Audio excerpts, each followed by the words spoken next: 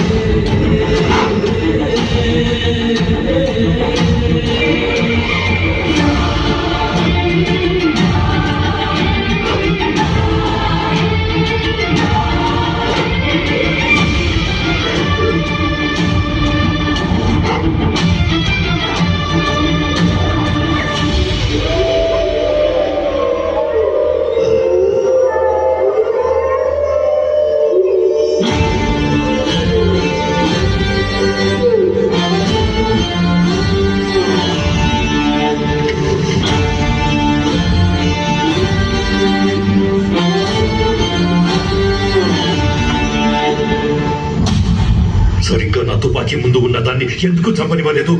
దానింట్లో తిరిగి చంపుతారంటే ఏం న్యాయం? వీరా వీరా వీరా, నీ కళ్ళతో ఏం చేసావయ్యా? ఆ ఎట్టా వెళ్ళిపోయింది. మాట్లాడావా?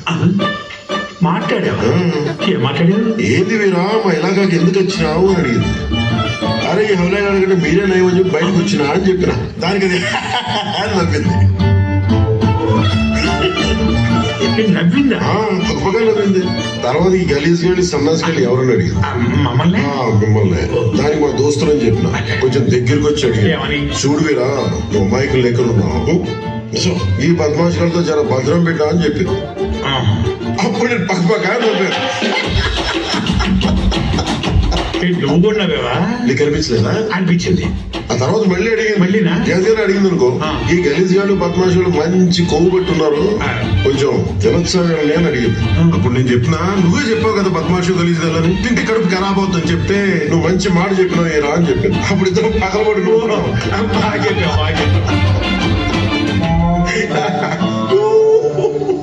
అలా పగలబడి నవ్వుకున్నారనమాట. అది నువ్వు ఏ అనిపించలేదా? అనిపించింది. ఆ తర్వాత చెప్పనా, ఇప్పటికీ ఆలస్యమైన నీ గుడికి నువ్వు చేరుకోపో అంటే అలా చూసి రెండు ముద్దులు కూడా ఇచ్చేసింది.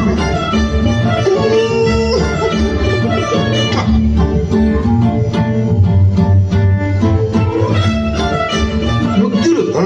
3 క్షణాల్లో ఎంత మాట్లాడేసుకున్నారా? ఏ మాట్లాడుకోరా? మాట్లాడచ్చు.